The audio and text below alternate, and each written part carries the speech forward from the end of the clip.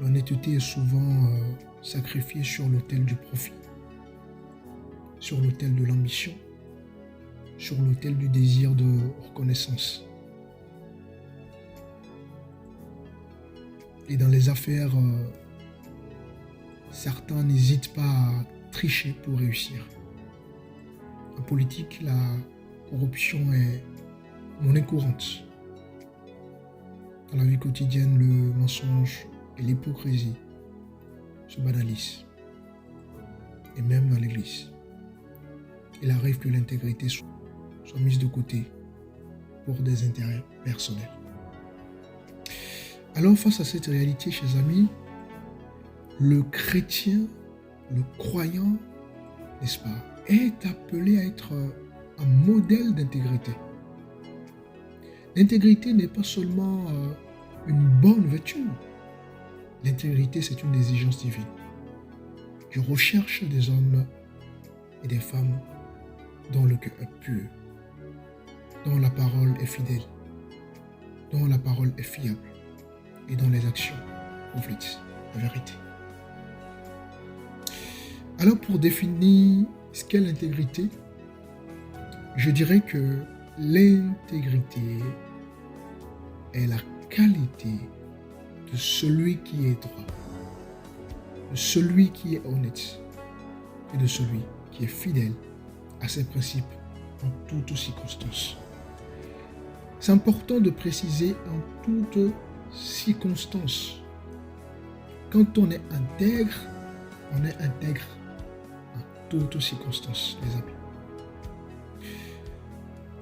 Dans le livre de Proverbes chapitre 10, le verset 9, il est écrit, je cite, « Celui qui marche dans l'intégrité marche en sécurité, mais celui qui prend des voies tortueuses sera découvert. » Dans le livre de Psaume 15, le verset 1, la Bible déclare ceci, « Ô Éternel, qui séjournera dans ta tente, qui demeurera sur ta montagne sainte, celui qui marche dans l'intégrité et qui pratique la justice et qui dit la vérité selon son cœur. » Le livre de Job chapitre 2, le verset 3 dira ceci, où Dieu lui-même rendait témoignage de Job en disant, je cite, « Il demeure ferme dans son intégrité. » Et donc, voyez-vous, chers amis, l'intégrité vis-à-vis de ces différents versets que je viens de lire est une marque de ceux qui craignent Dieu. Est une marque de ceux qui marchent, n'est-ce pas, dans la lumière divine. Vous ne pouvez pas prétendre être des chrétiens, des croyants, et ne pas être intègre.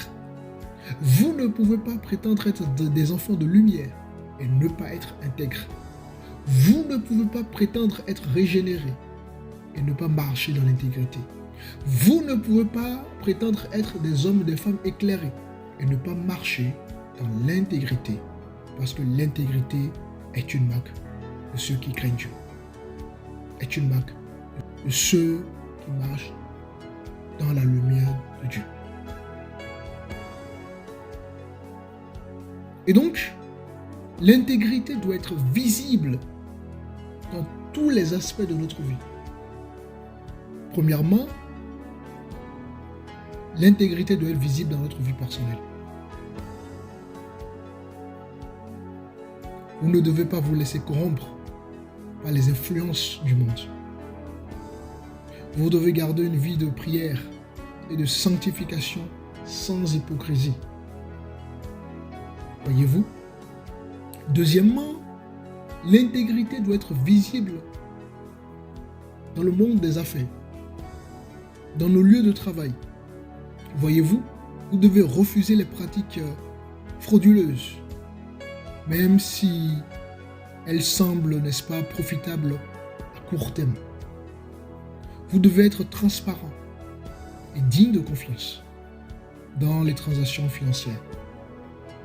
Vous devez traiter, n'est-ce pas, les clients, les partenaires et les employés avec justice et équité.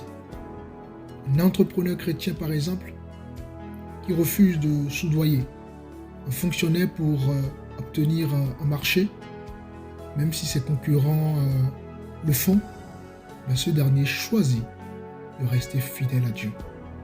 Et le Seigneur finira par l'honorer. Troisièmement, l'intégrité doit être visible dans nos familles, dans nos relations. Être fidèle à son conjoint et respecter ses engagements, c'est important.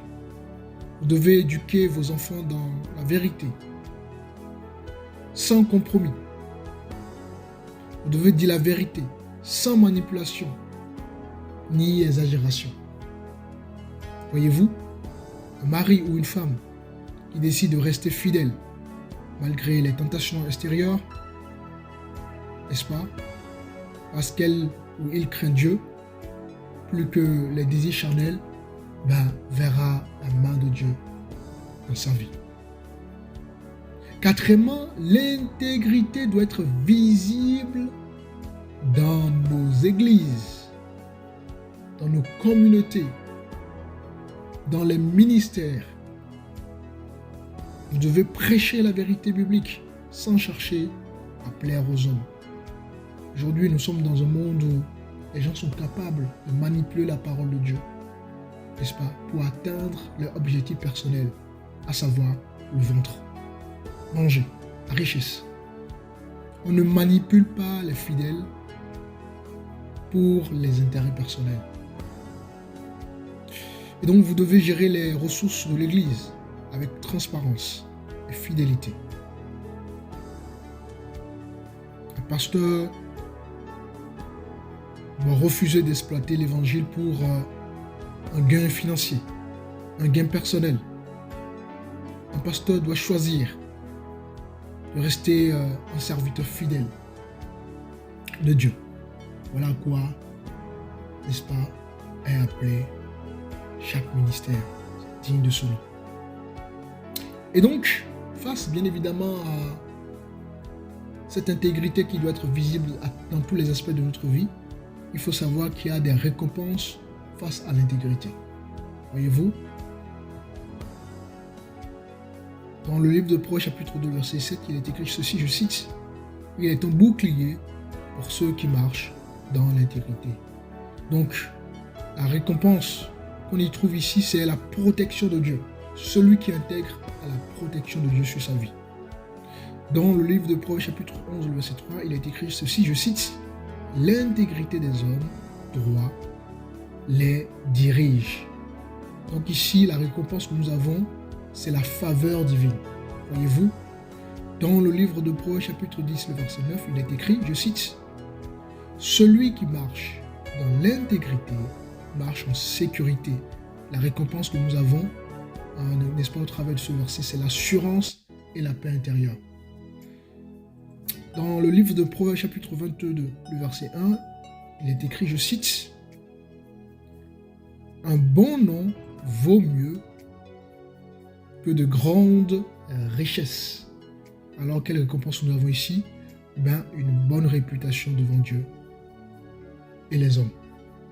Voyez-vous? Alors, chers amis, le monde a besoin de modèles d'intégrité.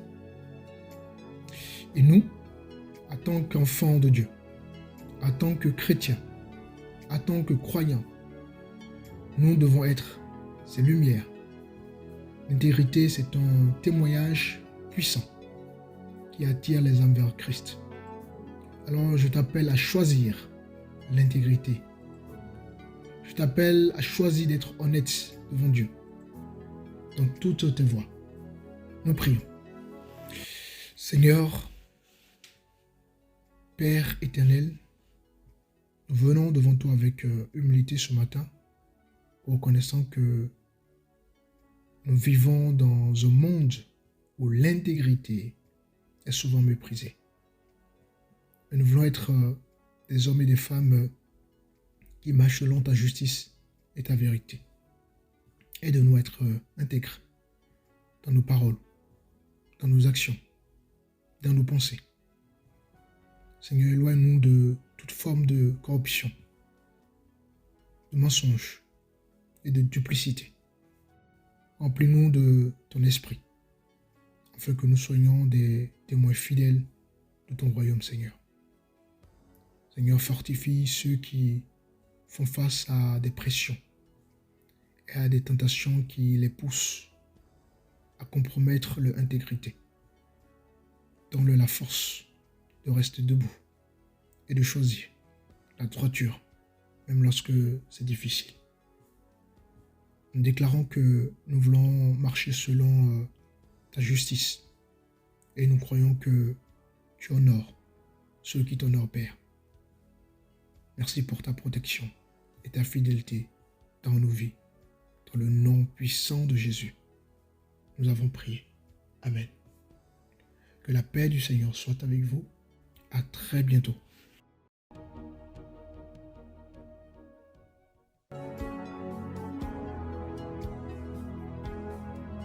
Ministère d'Autres Christo, une communauté de foi engagée, conduite sous l'onction de l'appelé de Dieu, pasteur Mathieu Rodon, visionnaire de l'œuvre. Notre mission est d'apporter un enseignement profond et accessible à tous, basé sur l'enseignement du Christ. Au cœur du ministère se trouve une vision claire, éclairer les esprits et nourrir les âmes à travers l'enseignement de la parole de Dieu. Le ministère propose une variété de programmes éducatifs, notamment des études bibliques, des programmes de croissance spirituelle. Que vous soyez frères ou sœurs de la communauté d'Autres Christo, ou simplement en quête de nos communautés chrétiennes, nous vous invitons chaleureusement à participer à nos différentes réunions. C'est l'occasion idéale de se rassembler dans la prière, le partage et l'adoration. Retrouvez nos communautés au Bénin, au Cameroun, en France et bien plus encore. Nos programmes ont lieu tous les lundis, au temps de prière, tous les mercredis, un enseignement biblique via le centre de formation biblique d'Autres Christo. Tous les vendredis, un moment de prière et de partage. Tous les dimanches, un culte de 16h à 17h30. Retrouvez également nos lives diffusés sur nos réseaux sociaux, Facebook, YouTube, TikTok, les mardis, jeudis et dimanches. Pour plus d'informations ou pour nous contacter, Contact France, plus 33 07 55 88 54 19. Contact Bénin, plus 229 01 97 68 89 75, plus 229 01 59 10 88 02. Contact Cameroun, plus 237 6 98 76 99 15. Email du ministère d'autreschristo@gmail.com. Rejoignez-nous et vivons ensemble la grâce de Dieu. L'équipe du ministère.